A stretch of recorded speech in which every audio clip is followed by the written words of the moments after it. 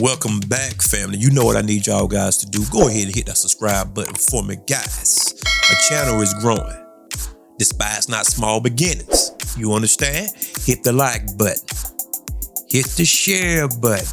Comment, family. I'm trying to get into the YouTube algorithm. YouTube tripping sometime, but I'm going to keep peddling it anyway. Support my channel by going to the Cash App, guys, and donating there. It's $Drummer1980. I do appreciate you in advance. You also can support my channel by clicking on the super thanks located under the video, guys. Donating there as well. And like how I tell each and every one of y'all, I do appreciate you 10 folds over, hands down. I'm proud that you're rocking. Well, guys, I'm back one more time. You know who I am. I'm your gracious host, Drummer 1980, hailing from Columbia, South Carolina. My motto is, I don't make believe, I make believers. I hope you're having a good day today. And if that's not the case, ask yourself why. Because remember this one vital point. Happiness is an inside job. And it will always be an internal affair. Well, guys, we back today again with a reaction. But this time, my man, Marcel Dixon, the man that's running for a congressional seat down in the lower country, okay? This guy's very intelligent, very articulate. He was just having a conversation on Twitter with his fellow colleagues, if you will. And Myron Games tried to challenge this guy. Tis. What a grave mistake. He dropped the bomb on him. Just like with white voters, over 55% of black voters aren't even active. And they're just not being. So then why should they waste their time going after the black vote when it's only 15% of the population? And on top of that, about 50% aren't politically engaged. The reality is this, guys. Most Americans are fucking stupid. They don't understand how the world works. They don't have a passport. They've never left their state. They can't even name 3 countries a lot of the times. And they're idiots. And the thing is that the left is cooler nowadays. It's cooler to be liberal. It's cooler to be super edgy and woke. That's what's cool. That's the problem with the conservative side for the long time, is that it hasn't been cool. Thankfully, there's some more creators coming out there that are conservative. There's some more creators coming. Hold on, let me finish my point, bro. Let me finish my point. But we're 33. We're like, let me finish my point. Million.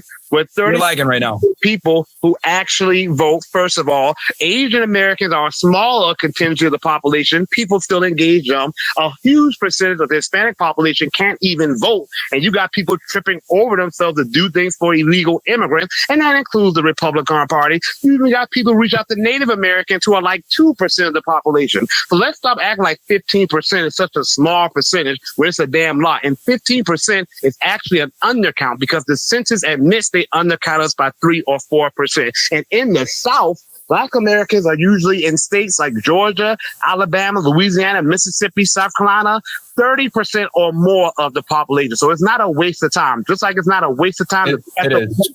They're not a majority, bro. And the reality is, if the way you're going to get the black voters is by giving them handouts. You guys cry about reparations. You guys want handouts all the time. That's just the reality. Let's call a spade a fucking spade. The black community want handouts all the time. That's what you guys want. Let me just wrap this up in a nutshell, guys.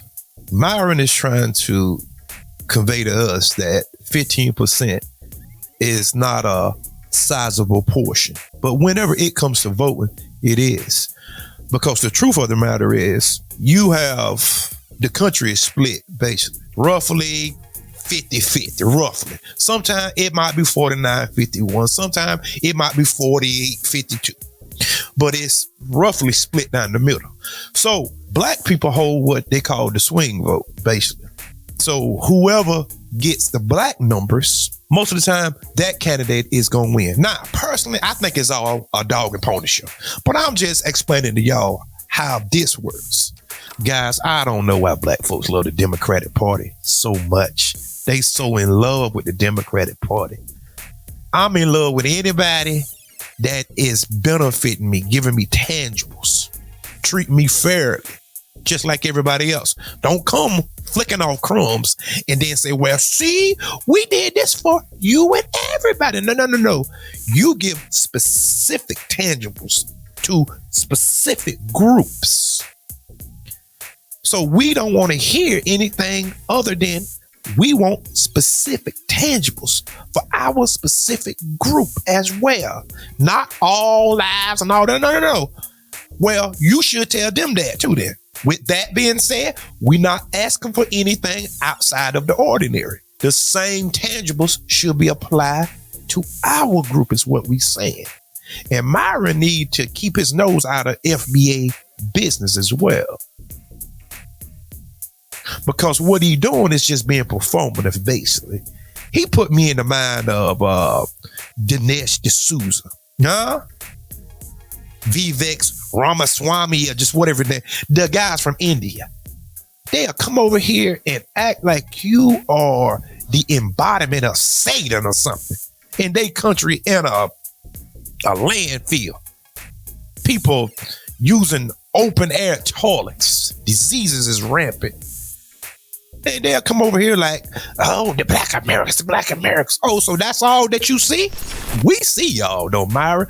Myron, you are a shame amongst the people because you're not one of us. You're not like us now because we didn't have to run anywhere. And if we did go somewhere, we don't go to the native people and talk down on them.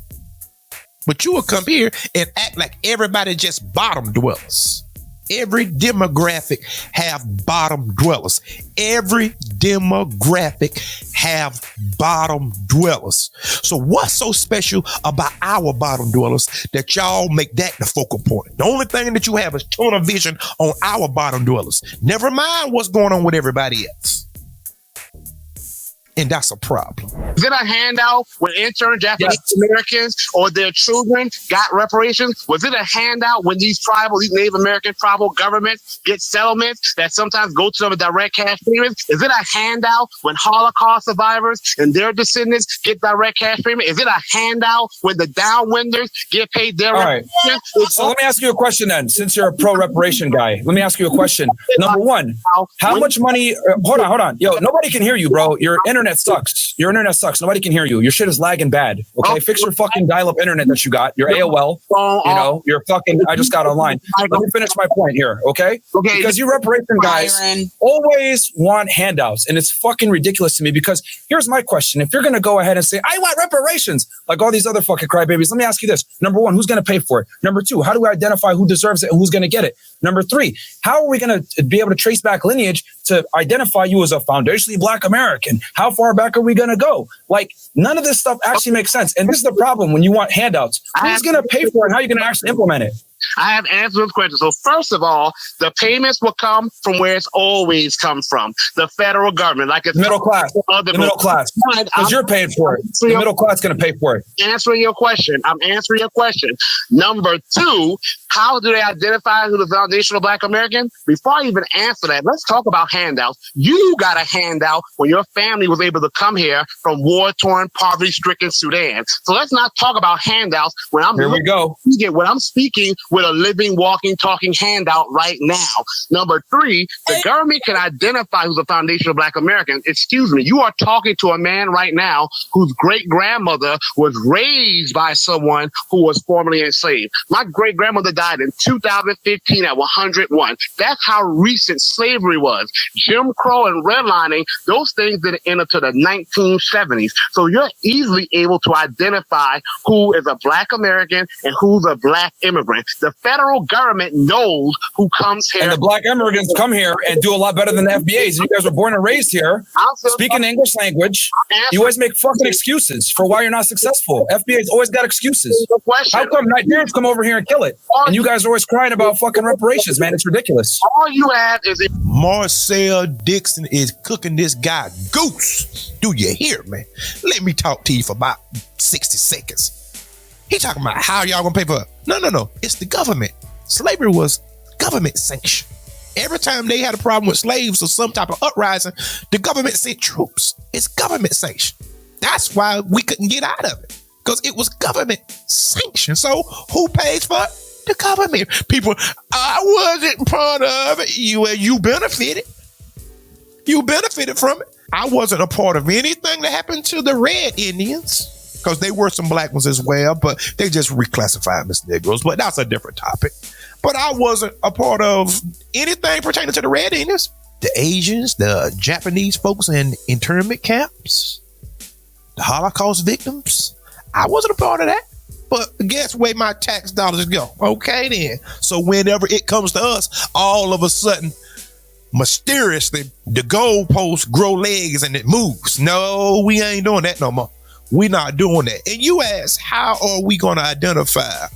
Unlike your country, Myron, the United States keeps records, okay? Paperwork trails. Unlike your people, okay? See, you asking all these questions, you poking your nose where it shouldn't be. You done got your wake-up call, but you still don't get it. So you still pushing the line. Okay, keep pushing the line. You think you part of the team, don't you? It would be best for you just to be quiet and just sit back. Instead, you coming against the very people that helped to fight for the 14th Amendment to get you here. Your people here. So who is handing out what? These people you call lazy and they stupid and all this stuff that you proclaim? Without them, where will you be? See, you think you something that you're not. You think you're smarter than what you are. It's called the Dunning-Kruger effect. Emotionalism. You cannot Emotionalism? You cannot refute anything I just said, because if you're going to make that argument... Well, number one, you're lagging. Nobody can hear you. You keep fucking lagging because you're on AOL dial-up. You got mail-type internet. That's why nobody could fucking hear you. You're out there in the boonies. Your internet sucks. Look at it. Turn your microphone off. You'll be able to hear me better. Okay, thank you.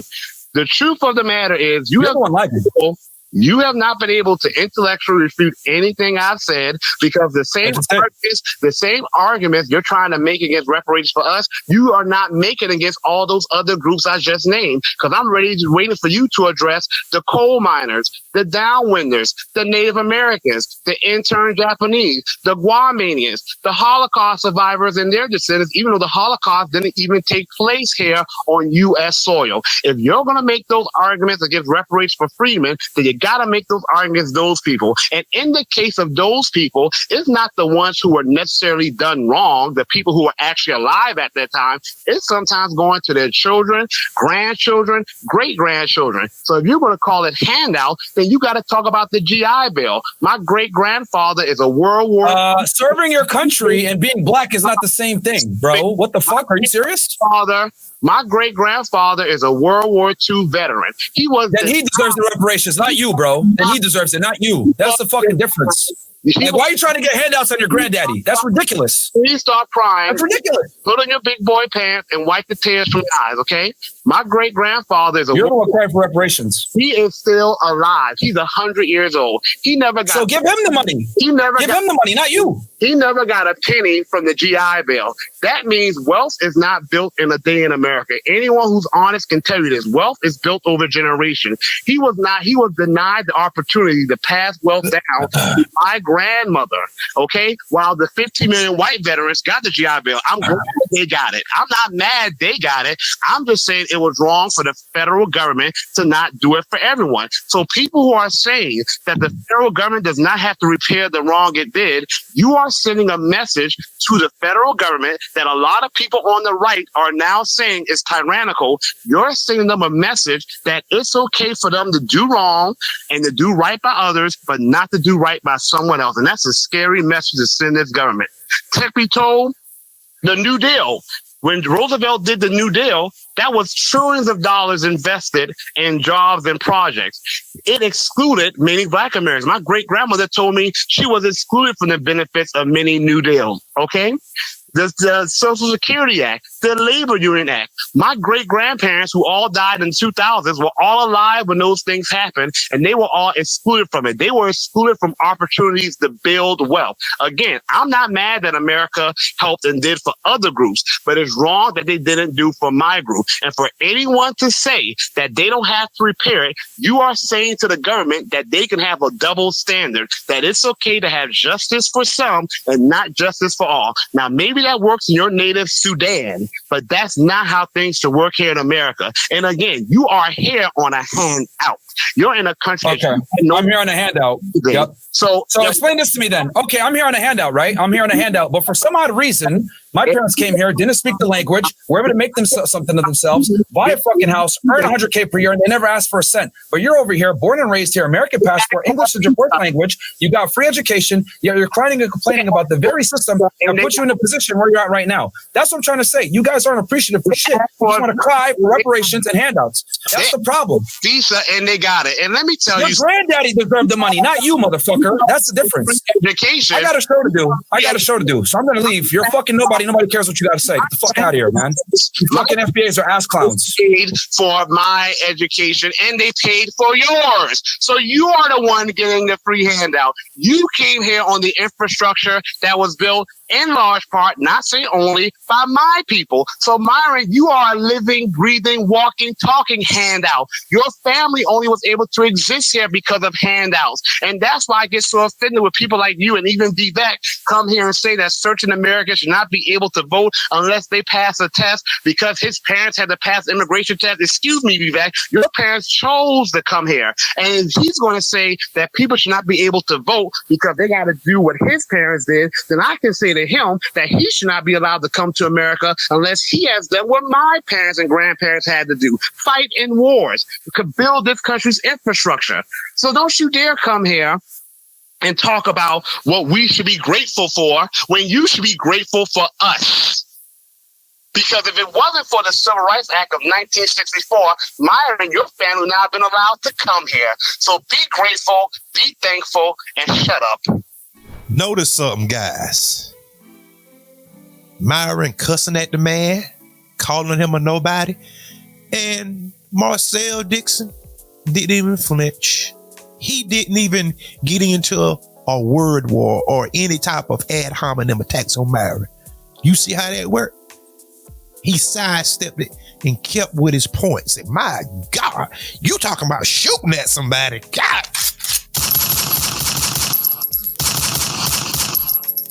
Myron couldn't refute not one point. He had to get off because what else could he do? Family, listen at me.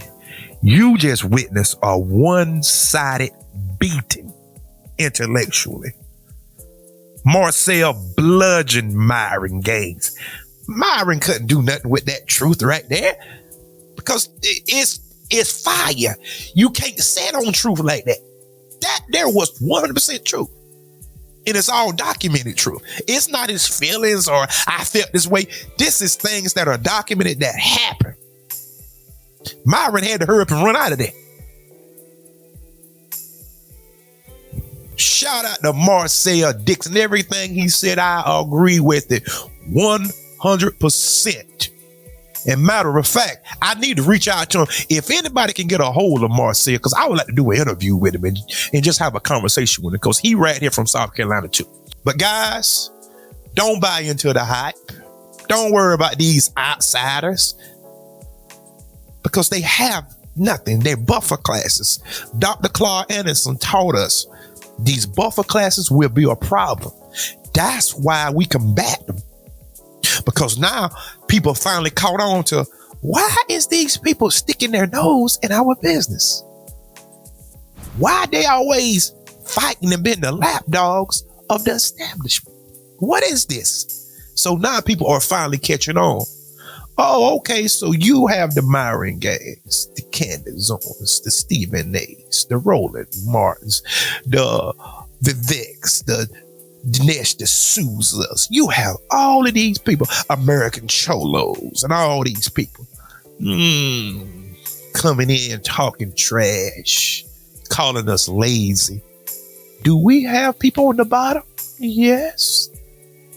But most of Black Americans are not like that. Do you have hoods? Yes. Just like everybody else. But how about the people that's like myself and Marcel and people like you? Everybody is not living in the hood. How about our tangibles? We ain't lazy. We make money. But that still doesn't negate the fact that a blood debt is owed. And Myron, let me answer this question for you specifically. You said that we should be grateful. Oh, no. You got it twisted. There wasn't no place here before we built it. Let's start there first, okay? Let's start there first. There wasn't no United States. Our level of success and your level of success different, okay? Stop trying to compare yourself to us. What you call success and what we call success is different, okay? Don't come over here talking about we should be thankful. No, you should be thankful. Because without us, none of this is possible. None of it. None of it. Zero. Nada. Okay? So I dare you to come over here and put your mouth on people. Keep your mouth shut. Stay in your place as we will occupy our space. But for some reason that you feel like it's necessary, like you have a voice, you don't have a voice amongst us. You don't even have a voice amongst your own community because you don't address nothing that's going on in the Sudan. Nothing. Guys, let's take our cameras to the Sudan and let's see what's going on over there.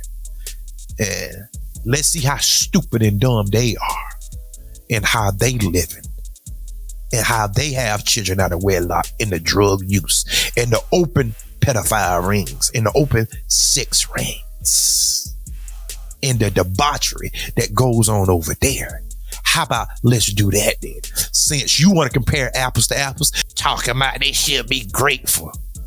Boy, I tell you, these Telthers guys talking about begging. And like how Marcel Dixon say, you are a walking embodiment of a handout. Literally. Literally.